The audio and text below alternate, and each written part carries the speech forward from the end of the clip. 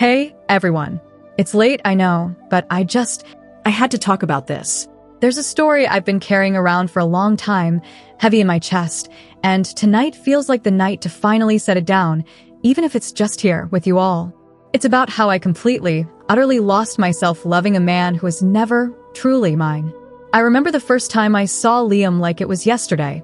It was at a friend's rooftop party in Brooklyn, one of those sweltering summer nights where the city hums with 1,000 different energies.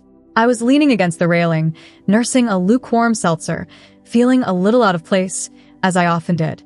Then he walked onto the roof, and it was like someone had turned up the volume on life. He had this easy smile, a laugh that crinkled the corners of his eyes, and a way of commanding attention without even trying. He was talking to our mutual friend, Sarah, gesturing wildly as he told some anecdote, and I just stared. I'm not usually one to be instantly captivated, but there was something about him, an undeniable charisma, a lightness in his step, that just drew me in. Sarah caught my eye and waved him over, and my stomach did this little flip, a preview of the emotional roller coaster I was about to buckle myself into. We talked for hours that night, standing under the strung lights, the city skyline twinkling around us. It felt effortless, like we'd known each other for years. We talked about our favorite obscure indie bands, our dreams of traveling the world, the ridiculousness of dating apps. He made me laugh until my cheeks hurt, and I found myself opening up to him in ways I hadn't with anyone else in a long time. There was this immediate, undeniable spark, like two puzzle pieces clicking perfectly into place. He walked me to the subway, and before I could even process what was happening, he leaned in and kissed me. It wasn't a tentative, polite kiss. It was deep and confident, full of promise. My head was spinning on the train ride home. I kept replaying his words, the way his hand brushed mine, the feel of his lips. I felt seen, truly seen. For the first time in what felt like forever, I allowed myself to believe in something magical. Over the next few months, our relationship blossomed into something breathtaking. We spent every possible moment together. We explored hidden cafes in the West Village, got lost in Central Park, and spent countless nights on his fire escape, sharing cheap wine and talking until the sun came up, painting the sky in hues of pink and orange. He was attentive, thoughtful, and incredibly charming. He'd leave little notes for me to find, remember the tiny details I'd mentioned in passing, and just generally made me feel like the most important person in the world. He met my friends, and they adored him, remarking on how happy I seemed. He cooked for me, badly, but with so much enthusiasm it was endearing. He encouraged my writing, even read my messy first drafts, offering genuine feedback that made me feel more confident. I felt like I was floating, completely enveloped in this beautiful, all-consuming love. My life, which had felt a bit beige before, suddenly exploded with vibrant color. I was so incredibly happy, almost dizzy with it. But even in the brightest moments, there were these tiny, almost imperceptible shadows. Little things that at the time I brushed off as quirks or just me overthinking. He was always a little vague about his past, especially before he moved to New York. If I asked about family, he'd give a quick, generalized answer and then deftly change the subject. He'd sometimes get these calls, always stepping out of the room to answer them, speaking in hushed tones.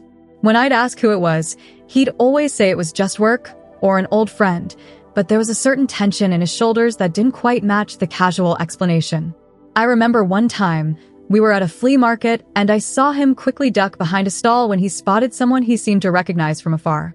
When I asked him about it, he just laughed it off, saying he probably just thought it was someone else and didn't want to be rude if it wasn't.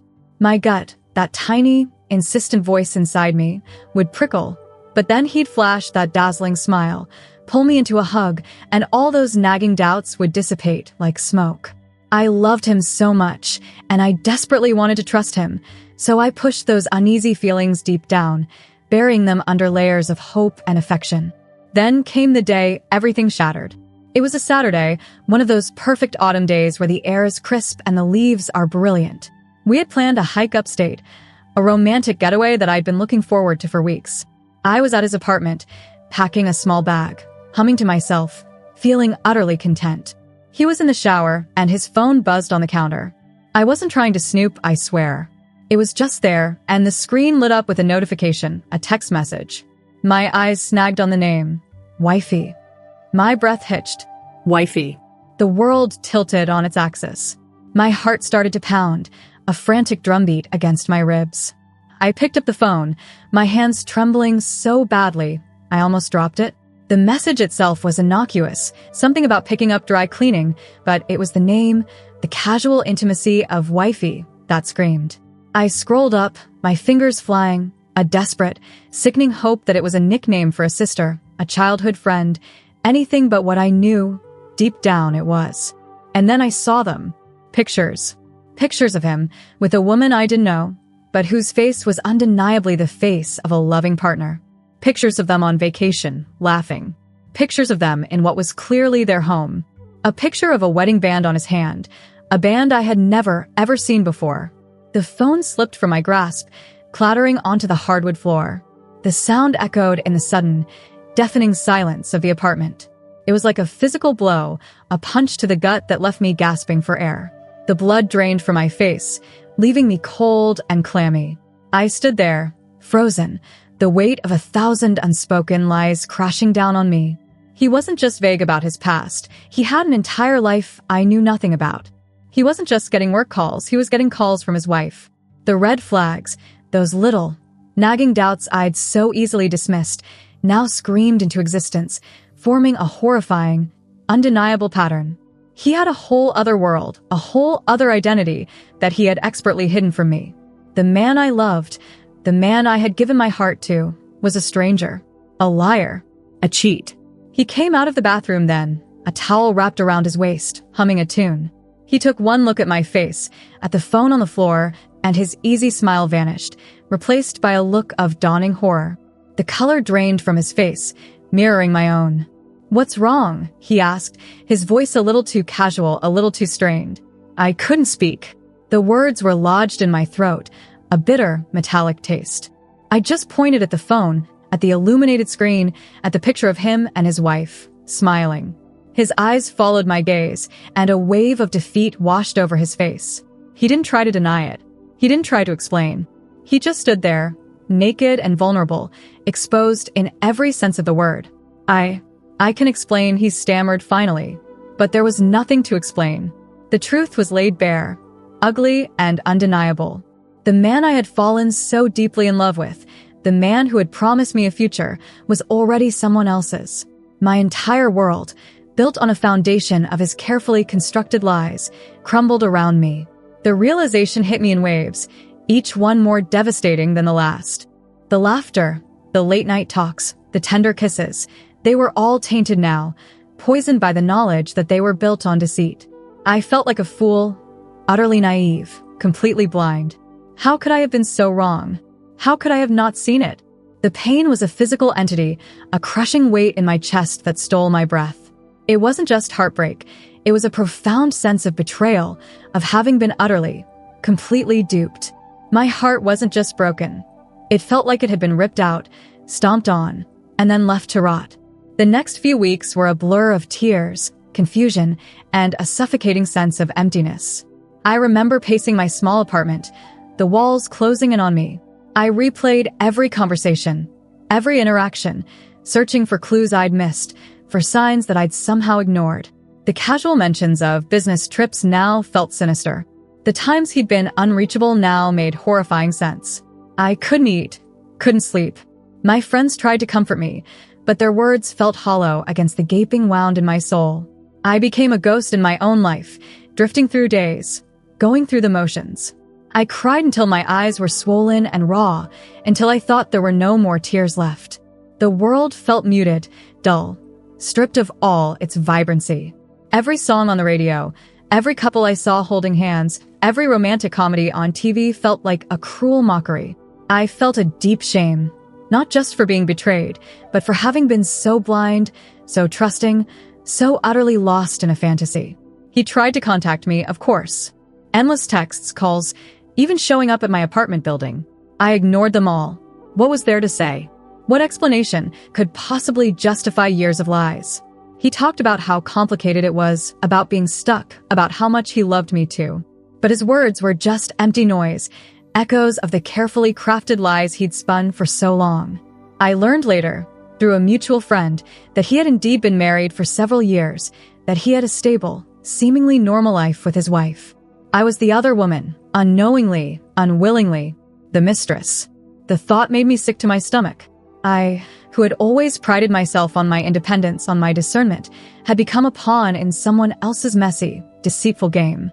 It took a long time, longer than I cared to admit, to even begin to pick up the pieces. The first step was cutting him out completely, blocking his number, unfollowing him on social media, even changing my commute to avoid any chance encounters. It felt drastic, but I knew I couldn't heal with him still lurking in the periphery. Then came the slow, painful process of rediscovering who I was without him. For so long, my identity had been intertwined with our relationship. Every decision, every dream, felt like it involved him. And now he was gone, and I was left with this hollow space, a gaping void where my sense of self used to be. I started small. I went back to the hobbies I'd abandoned when our relationship became all-consuming. I picked up my old guitar, fingers clumsy at first, but slowly remembering the chords.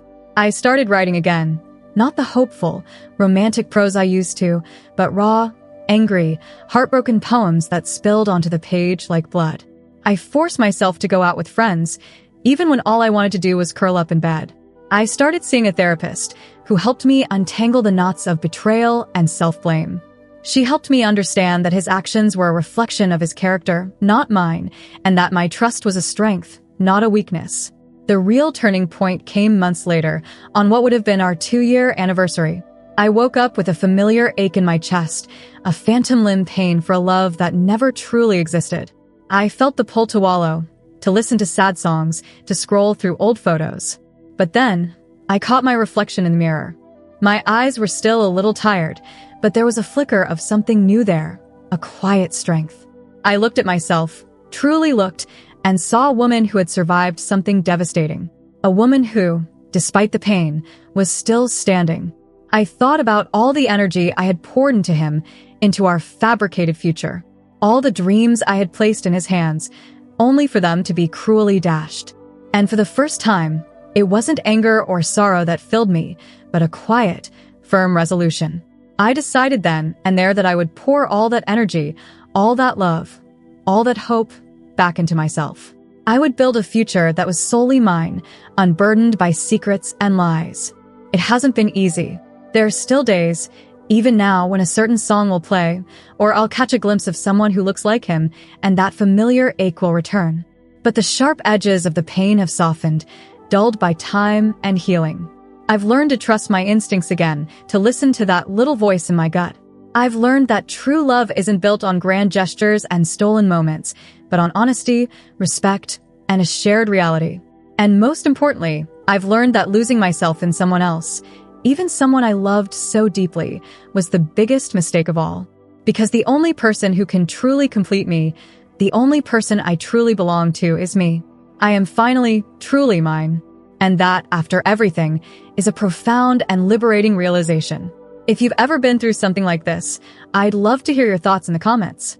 And if this story hit you even a little bit, don't forget to like, subscribe, and turn on that bell.